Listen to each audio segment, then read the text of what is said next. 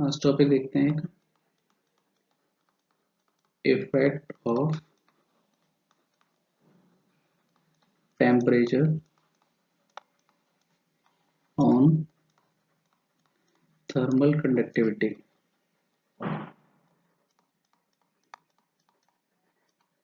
Of solid, liquid and gases.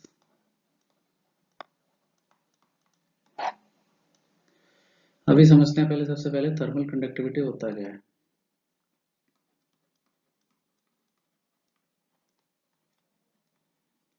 Thermal conductivity इसको हम कैसे रिप्रेजेंट करते हैं। थर्मल कंडक्टिविटी की डेफिनेशन होता है कि ability of a material to conduct heat. जैसे किसी भी मटेरियल का थर्मल कंडक्टिविटी जितना ज़्यादा होगा उसका हीट ट्रांसफर उस मटेरियल से उतना ही ज़्यादा होगा। जैसे लेट अस सपोज ये दो मटेरियल हैं,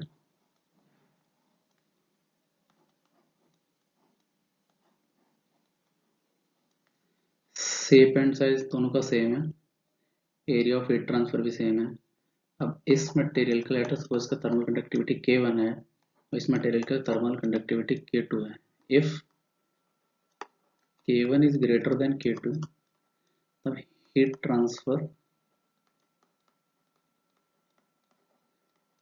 through material 1 will be greater than heat transfer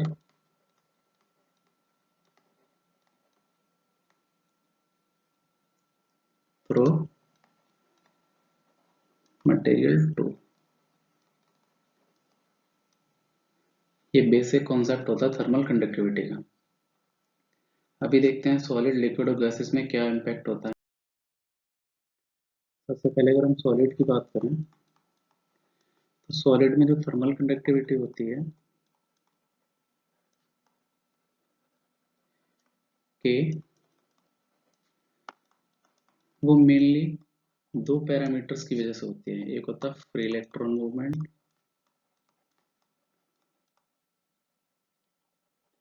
जो कि अबाउट 70% रिस्पॉन्सिबल होता है थर्मल कंडक्टिविटी के लिए।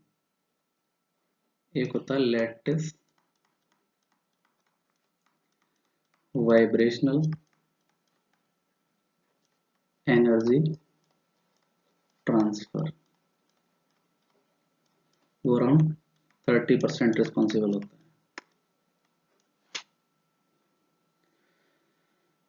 है। अब लिक्विड और गैसेस की अगर बात करते हैं तो इसके दो पैरामीटर्स होते हैं।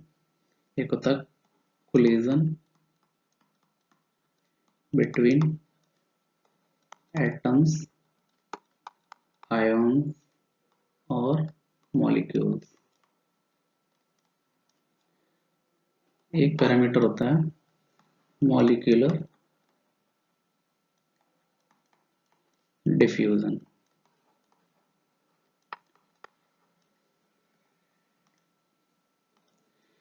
Collision between atom, ions and molecules, ये फिनोमेना डोमिनेंट होता है गैसेस में। एंड मॉलिक्यूलर डिफ्यूजन, ये फिनोमेना डोमिनेंट होता है लिक्विड में। मीन्स अगर थर्मल कंडक्टिविटी हम गैसेस की देखते हैं तो predominantly collision between atom, ions और मॉलिक्यूल्स की वजह से होती है, और लिक्विड की बात करें तो मॉलिक्यूलर डिफ्यूजन की वजह से होता है। मॉलिक्यूलर डिफ्यूजन होता है रैंडम मूवमेंट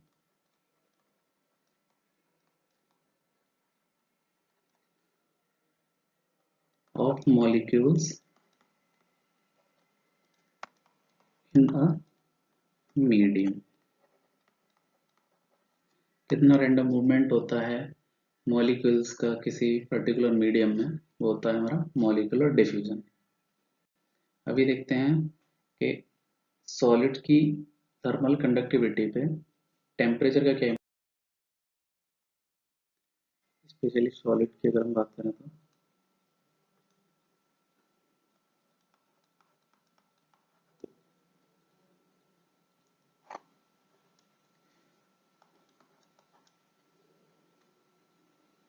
सॉलिड में भी दो तरीके के मेनली जो हम हीट ट्रांसफर में डील करते हैं, एक होता है मेटल्स, एक होता है नॉन मेटल्स। मेटल्स में flow of free electron dominant होता है for thermal conductivity, and non metals में लैटिस और मॉलिक्यूलर अरेंजमेंट।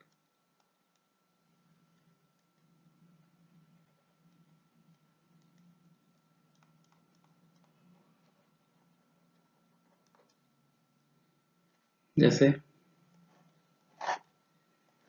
वुड है, अगर हम वुड का एग्जांपल लें तो एक एमॉर्फस स्ट्रक्चर होता है, एमॉर्फस स्ट्रक्चर होता है मीन्स इसका जो मॉलिक्यूलर अरेंजमेंट होता है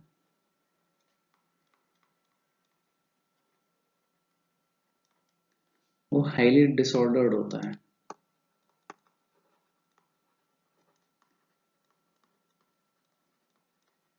यही रीजन है कि इसका जो थर्मल कंडक्टिविटी है कि उसका वैल्यू बहुत कम होता है।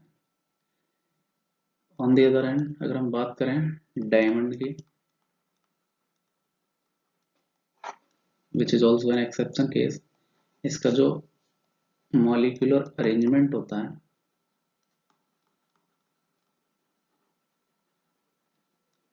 वो हाईली ऑर्डर्ड होता है,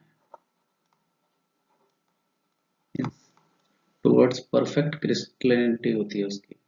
इसी वजह से इसका जो थर्मल कंडक्टिविटी होता है वो बहुत हाई होता है।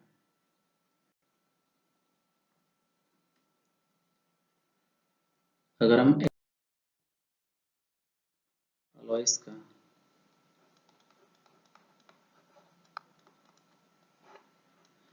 जनरली थर्मल कंडक्टिविटी है प्योर मेटल का वो ज़्यादा होता है थर्मल कंडक्टिविटी ऑफ अलॉयस से।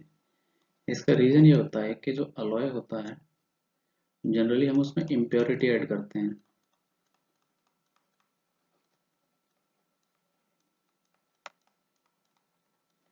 इम्प्योरिटी ऐड करने से क्या होता है कि जो फ्री इलेक्ट्रॉन मूवमेंट है उसमें रेजिस्टेंस क्रिएट होता है।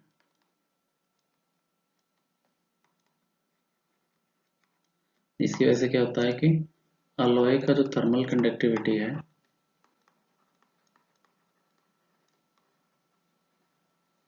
वो कम होता है compare to pure metal.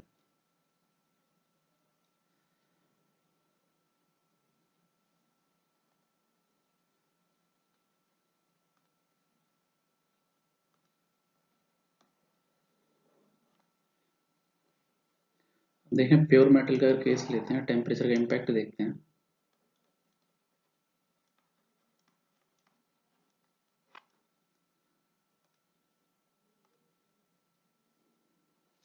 Pure metal में अगर हम टेम्परेचर का वैल्यू बढ़ाते हैं तो फ्री इलेक्ट्रॉन मूवमेंट इंक्रीज होता है प्लस लैटिस वाइब्रेशन इंक्रीज होता है। तो इससे एक्सपेक्ट किया जाता है कि thermal conductivity should increase, but problem ये होता है कि जो लैटिस वाइब्रेशन होता है वो फ्री इलेक्ट्रॉन मूवमेंट को मतलब फ्री इलेक्ट्रॉन मूवमेंट में हिंड्रेंस क्रिएट करता है या रेस्ट्रिक्शन या ऑब्स्ट्रक्शन क्रिएट करता है, जिसकी वजह से क्या होता है कि फ्री इलेक्ट्रॉन मूवमेंट अच्छे से नहीं हो पाता है। creates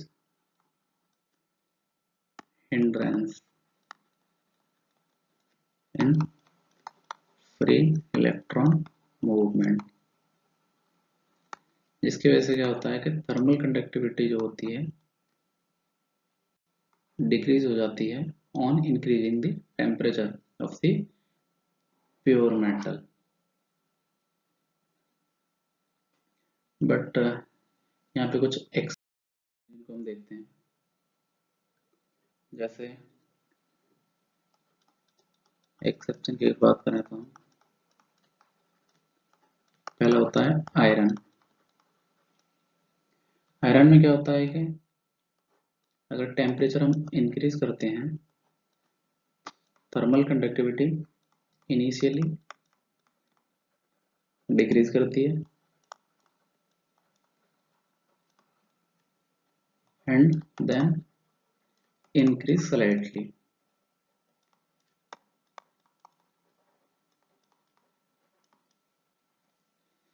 दूसरा एक्सेप्शन है हमारा प्लेटिनम। प्लेटिनम की बात करें तो प्लेटिनम में होता है कि टेम्परेचर अगर इंक्रीज करते हैं तो थर्मल कंडक्टिविटी इंक्रीज होती है। These are two exception in case of solid. और अगर टेम्परेचर का इफेक्ट अगर लिक्विड में देखते हैं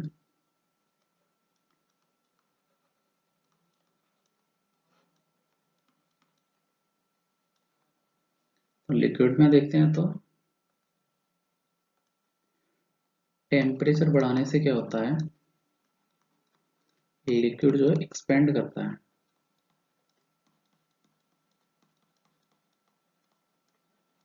लिक्विड एक्सपेंड करता है,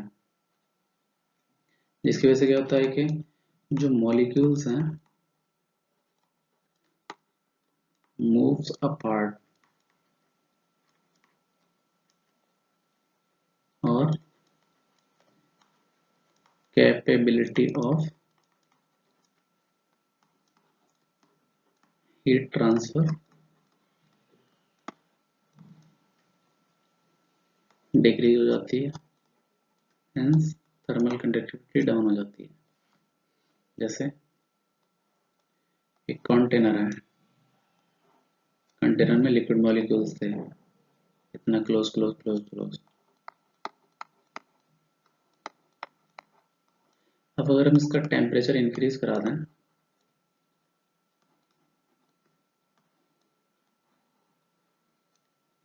लिक्विड मॉलिक्यूल एक्सपेंड करने लगते हैं, यहाँ पे है।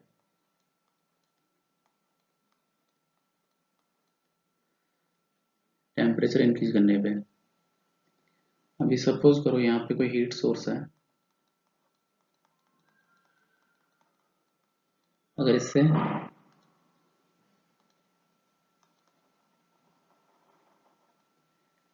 हीट ट्रांसफर करनी है इन मॉलिक्यूल्स को इस वाली हीट सोर्स से, तो पहले ये वाला वॉल हीट होगा। ये वाला वॉल हीट होने के बाद में जितना क्लोज मॉलिक्यूल्स होंगे उतना ही जल्दी ये वाला मॉलिक्यूल्स इसको एनर्जी ट्रांसफर करेगा, ये वाला मॉलिक्यूल्स इसको एनर्जी ट्रांसफर करेगा, ये वाला मॉलिक्यूल्स नेबर वाले मॉलिक्यूल्स को एनर्जी ट्रांसफर करेंगे। तो इजीली ट्रांसफर हो जाएगा एनर्जी अगर हम टेम्परेचर इंक्रीज नहीं करते हैं। तो वहीं अगर दूसरी तरफ देखेंगे तो जो इसके मतलब वॉल के नेबर में जो मॉलिक्यूल्स होंगे वो पहले एनर्जी गेन करेंगे यहाँ से इस वाली हीट सोर्स से। ये वाले इस वाले को जब एनर्जी देंगे तो ये काफ़ी दूर है इससे, मीन्स लिक्विड एक्सपेंड होने के बाद में जो मॉलिक्यूल्स हैं वो दूर दूर मतलब हो जाते हैं। तो ये वाला जब इसको एनर्जी देगा, ये वाला इसको एनर्जी देगा, तो जो एनर्जी मतलब सेम अमाउंट की जो एनर्जी होगी वो इसमें टाइम लेगा ट्रांसफर होने में। यही वजह है कि इसकी थर्मल कंडक्टिविटी डिक्रीज हो जाती है टेम्परेचर इंक्रीज करने पर। लिक्विड में भी कुछ एक एक्सेप्शंस होते हैं, जैसे प्योर वाटर।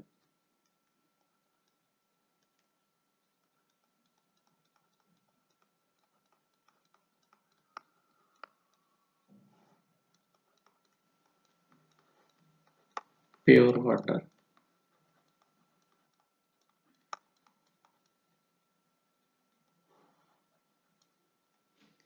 प्योर वाटर में क्या होता है, जैसे अगर हम टेम्परेचर बढ़ाते हैं, first thermal conductivity increases, then start decreasing.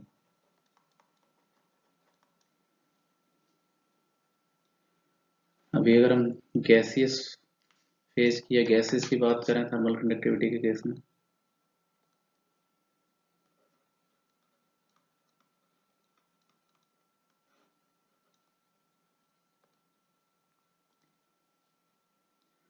Gases में क्या होता है कि अगर हम टेम्परेचर इंक्रीज करते हैं तो वेलोसिटी ऑफ मॉलिक्यूल्स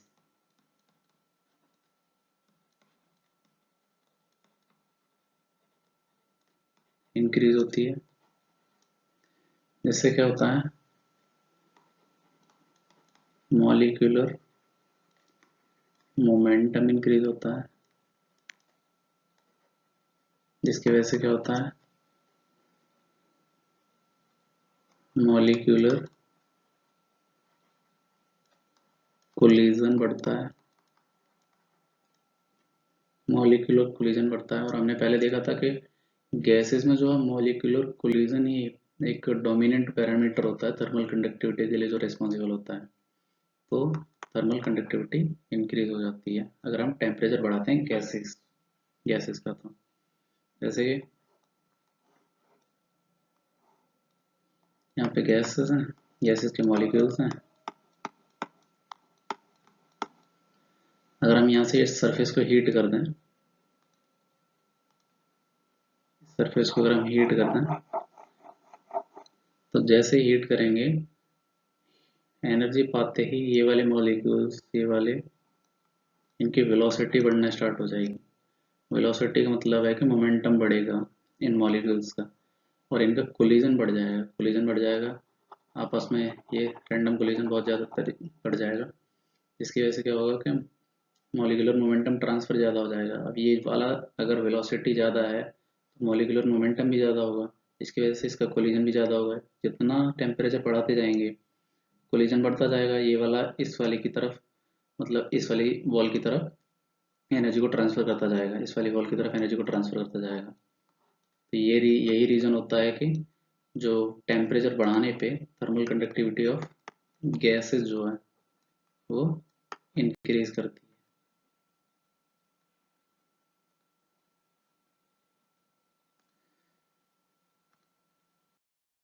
जनरली ऐसा होता है, जनरली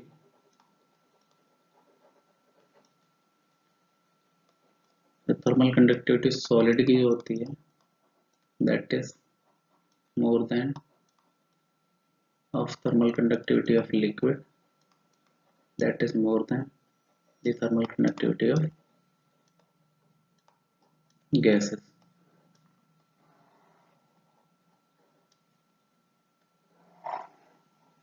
ये इसलिए होता है क्योंकि जितना ही, मतलब जितना ज़्यादा क्लोज मॉलिक्यूल्स होंगे उतना ही जल्दी एनर्जी को ट्रांसफर कर पाएंगे। इसी वजह से जो सॉलिड में होता है वो कॉम्पैक्ट स्ट्रक्चर होती है, तो मॉलिक्यूल्स बहुत पास पास में होते हैं। लिक्विड में मॉलिक्यूल्स का डिस्ट्रीब्यूशन थोड़ा सा डेंस कम होता है कंपेयर टू सॉलिड। गैसेस में बहुत ही दूर दूर होते हैं मॉलिक्यूल्स, इसी की वजह से जो हीट कंडक्शन होता है या एनर्जी ट्रांसफर होता है in the form of heat वो कम होता है सबसे गैस में, लिक्विड में उससे ज़्यादा होता है, सॉलिड में सबसे ज़्यादा होता है। Thank you.